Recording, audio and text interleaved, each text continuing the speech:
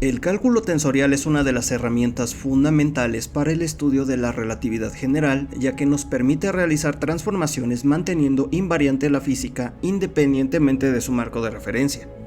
Como lo dije en el video anterior, el universo no tiene un sistema coordenado fijo, por lo que es natural buscar la manera de mantener las leyes que conocemos como inalteradas para todos los observadores. El concepto que nos reúne el día de hoy es el siguiente: ¿qué es un tensor? Para responder esa pregunta partiremos de algo simple que seguro ya conocen. Un vector puede imaginarse como una flecha en el espacio-tiempo, pero cuando el espacio-tiempo es curvo, cosas extrañas ocurren. Y es que la definición de vector como si fuera una flecha es errónea. Realmente es un objeto matemático más abstracto que vamos a ver a continuación. Imaginen por un momento que emprenden un vuelo a otro país y suponen que se mueven a lo largo de un vector. Si siguen la flecha, habrán llegado a un lugar muy por encima del aire respecto a su destino. Por esta razón es más adecuado pensar en una trayectoria en la superficie de la Tierra que en un vector, los cuales viven en un espacio tangente. Los vectores pueden describirse como objetos que tienen componentes y bases, y se pueden representar de la siguiente manera. Los vectores son solo un conjunto de objetos que producen una descripción geométrica de la naturaleza, por lo que necesitamos algo más que nos permita introducir la curvatura en la relatividad, y comenzaremos definiendo una unoforma. Como los vectores, las unoformas existen independientemente del sistema de coordenadas y se componen de sus respectivas componentes y bases. Aquí podemos notar que la posición de los índices es la opuesta respecto a los vectores. ¿Para qué necesitamos esto? Bien, estos dos objetos forman parte de una operación conocida como producto interno, el cual produce un número, y los números son invariantes respecto a transformaciones de coordenadas. Entonces, si las componentes de los vectores se transforman de una forma particular debido a un cambio de coordenadas, entonces necesitamos las componentes de un objeto que se transformen de manera opuesta, de manera que la combinación de los vectores y unoformas nos den un resultado independiente del marco de referencia. Hay algo similar en mecánica cuántica que se utiliza para su formalismo, pero eso es tema aparte. Los matemáticos usualmente definen que los vectores viven en un espacio vectorial y las unoformas viven en el espacio dual. ¿Qué forma tienen las unoformas? Hay una que ya conocen y que han visto en sus cursos de cálculo vectorial, es el gradiente, pero es rarísimo que le lleguen a dar dicho nombre a menos que estén estudiando física o matemáticas. Ahora bien, si queremos representar a las unoformas, las podemos considerar como un conjunto de superficies planas separadas por una distancia. La magnitud de una unoforma corresponde a la frecuencia espacial o distancia de separación entre los planos. La dirección de una unoforma nos indica cómo están distribuidos los planos. Regresemos un momento con los vectores, concretamente con el producto interno. Supongamos que se desea calcular la norma de un vector donde su representación es esta. Algo que se suele mencionar en álgebra lineal es que la manera en que se calcula la norma solo funciona para bases ortonormales. Si queremos generalizarlo, podemos escribir esta expresión donde tenemos la raíz cuadrada del producto punto del vector consigo mismo. En relatividad general trabajamos con espacios curvos, de ahí la necesidad de definir otras cosas. Usualmente, y de forma muy mal acostumbrada, calculamos el producto punto de la siguiente manera, ignorando las bases de los vectores, por lo que la forma correcta de hacerlo es la siguiente. Si la base es ortonormal, obtenemos un resultado bastante predecible, pero con un espacio con una dimensión adicional. Entonces, esto cambiaría. Si recopilamos la información de las bases que nos indican el sistema de coordenadas empleado, obtenemos lo que se conoce como métrica, que tiene el siguiente aspecto. Para el caso anterior, podemos escribir lo siguiente, por lo que el producto escalar termina teniendo esta forma incluyendo la métrica. Como dije, el producto punto no está bien definido en muchas ocasiones porque no tomamos en cuenta la información de las bases. Ahora sí pueden decir esto: Esos bastardos me mintieron. Algo importante a considerar es que aquí estamos empleando el convenio de suma de Einstein. Si consideramos dos vectores diferentes, podemos definir el producto punto de esta manera, donde eta son las componentes de la métrica de Minkowski, que tiene la siguiente forma. Si observan bien, ya la conocen, y es el intervalo de Minkowski que definimos hace tiempo, el cual puede definirse en coordenadas cartesianas de la siguiente manera. Esto nos da algo fundamental, y es que, si conocemos un intervalo, podemos conocer las componentes de la métrica, y viceversa. Regresando al punto anterior de lo ya mencionado, podemos simplificar la ecuación anterior si absorbemos uno de los índices, dando por resultado un nuevo objeto que tiene componentes con índices en la parte inferior. A estas componentes las definimos así. Entonces el producto punto puede reescribirse en una nueva expresión donde tenemos que sumar en un índice superior y en un índice inferior. Podemos bajar o subir índices empleando la métrica, de otra manera no podemos hacer esto, y es una regla que nos servirá más adelante. Si ahora realizamos el producto de la métrica y su inversa, obtenemos este resultado conocido como la delta de Kronecker, que resulta ser nuestra matriz diagonal de unos. Aquí tenemos que mu es distinto de nu, entonces si este caso se cumple, el valor es 0. Y si mu y nu son iguales, entonces el valor es 1. Si seguimos la misma lógica, podemos subir índices de la siguiente forma, por lo que podemos escribir el producto punto de forma alternativa de la siguiente forma.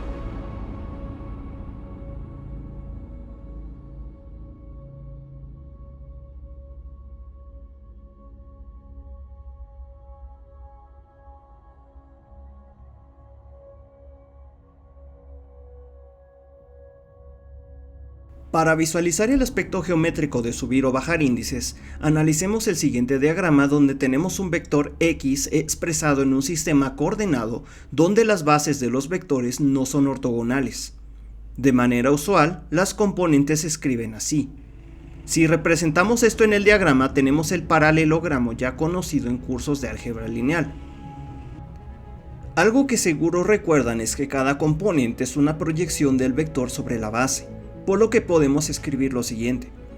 Si empleamos la métrica para subir índices, obtenemos esto y su representación queda de la siguiente manera, dando un vistazo de una base no ortonormal.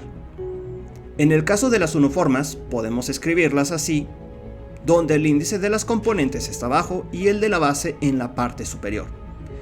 Es momento de hacer algo interesante. Tomemos a la métrica como una especie de máquina con dos entradas donde podemos agregar vectores de entrada.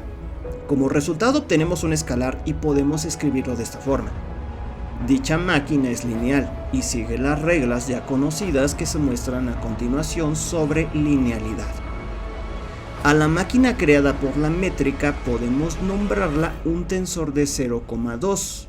Esta notación definida como m,n nos dice cuántos índices tienen las componentes en la parte superior definidos por m y cuántos índices tienen en la parte inferior definidos por n. Para el tensor métrico, que es el nombre que recibe, únicamente tenemos dos inferiores y 0 en la parte superior, de ahí el 0,2.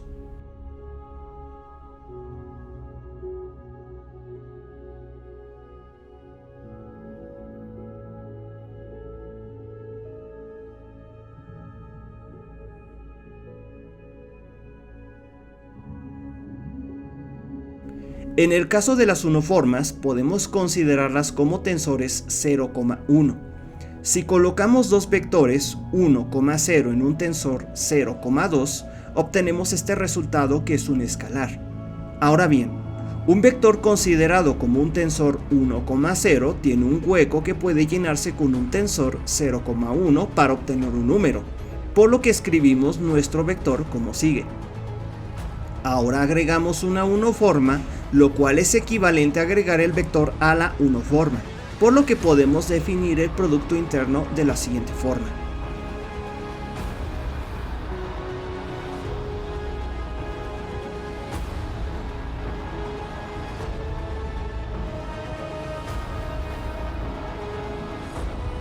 Para calcular el producto interno, expandimos las componentes usando la linealidad y encontramos esto.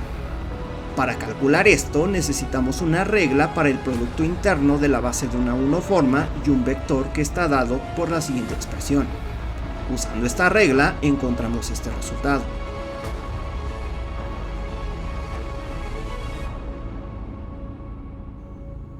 A grandes rasgos, el producto interno nos indica cuántos planos de uniforma están fijados por un vector. ¿Qué pasa si solo agregamos una sola celda en la métrica? Bien, obtenemos esto, por lo que podemos concluir que la métrica mapea vectores en uniformas. Analicemos las transformaciones entre sistemas de coordenadas definiendo esta expresión donde x alfa' y x mu son dos conjuntos de coordenadas. Esto representa cómo se transforman las componentes de un vector, donde el lambda mayúscula representa el bus de Lorentz en forma matricial, cuyo índice inferior representa las derivadas parciales respecto a cada componente del sistema coordenado mu. A dichas transformaciones se les conoce como difeomorfismos del espacio-tiempo. Un difeomorfismo es un mapeo diferenciable, biyectivo e invertible que relaciona un espacio continuo y localmente plano conocido como variedad. No me voy a meter mucho en detalles matemáticos porque el video tiene un enfoque para física, no para matemáticas.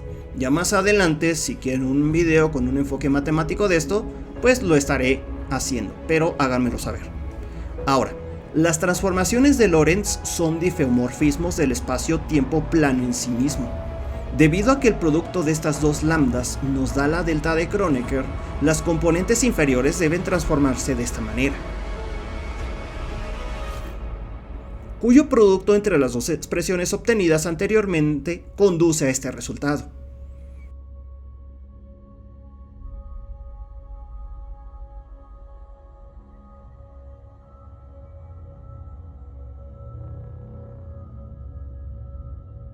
A manera de resumen, podemos escribir lo siguiente. Las bases de las uniformas se transforman como las componentes de un vector, mientras que las componentes de las uniformas se transforman como las bases de un vector. De aquí que en algunos textos definan a las uniformas como covectores. Otro dato adicional es que aquellos términos que tienen índices abajo se les llama covariantes, porque varían con la matriz de transformación, mientras que los términos con índices superiores se les conoce como contravariantes, porque varían respecto a la inversa de la matriz de transformación. Sé que a este punto muchos ya estarán sintiendo un colapso mental debido a la cantidad de términos tan abstractos, pero déjenlo explico de manera simple. Cuando representamos un vector, tenemos la información de la base y sus componentes. Dicha base puede cambiar si cambiamos de sistema de coordenadas. Sin embargo, el vector sigue siendo el mismo, por lo que nuestra tarea es encontrar la nueva base para dicho vector.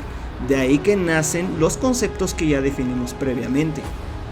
Ahora bien, un tensor puede ser considerado como una función multilineal que toma n vectores y arroja algún escalar. Uno podría pensar que las entidades que viven en el espacio dual son vectores, pero no es así. Parecen vectores porque tienen componentes y bases, pero no lo son. El término más adecuado es aplicación lineal, donde dicha aplicación asocia un vector con un escalar, lo cual toma sentido después de todo lo ya visto. ¿Por qué usamos tensores? Pues bien, los tensores son objetos matemáticos que involucran todas las características de linealidad definidas previamente para vectores y uniformas que incluyen múltiples componentes en una sola operación definida como el producto tensorial. Como ejemplo, tomemos el producto escalar como un producto tensorial dado por esta expresión, que ya incluye la linealidad anterior mencionada. Si consideramos una base en R2 definida como E1 y E2, el producto tensorial se escribe así.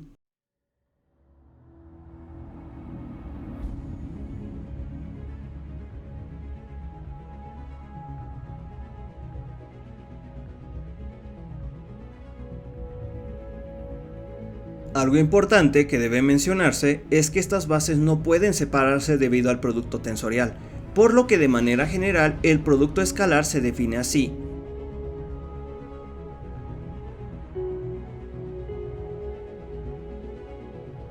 Dando por concluido que este tipo de operación es un elemento del espacio dual. Aquí usamos índices latinos porque estamos hablando de números que van del 1 a la cantidad que se requiera, en este caso de 1 a 2. Por lo que, utilizando convenio de suma de Einstein, obtenemos este resultado que incluye la métrica que contiene toda la información necesaria para definir el producto escalar. Ahora, sea T una aplicación multilineal definida por esta expresión. Si empleamos el producto tensorial, podemos transformarla en una aplicación lineal, lo que se conoce como propiedad universal del producto tensorial, que conduce a lo siguiente. Este tensor es un tensor de tipo M y N formado por productos vectoriales de N espacios y M espacios duales, dando por resultado un número. Estos tensores son elementos del espacio conformado por estos espacios ya mencionados, donde sus componentes se calculan mediante la aplicación de T sobre las bases de uniformes y vectores. A partir de lo anterior, y usando la invariancia de los tensores y las transformaciones ante difeomorfismos generales para los vectores base y uniformes base, se puede mostrar que las componentes de un tensor de rango m, n se transforman bajo difeomorfismos arbitrarios como esto. Muchas veces nos topamos con la definición tan pobre que nos dice que un tensor es algo que se transforma como tensor, la cual carece de significado si estamos empezando a estudiar esta entidad un tanto confusa.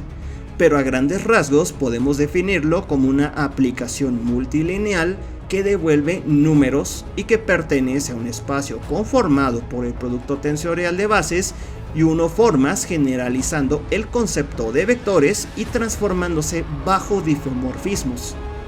Finalmente, ya estamos armados con esta herramienta matemática y es momento de definir un tensor.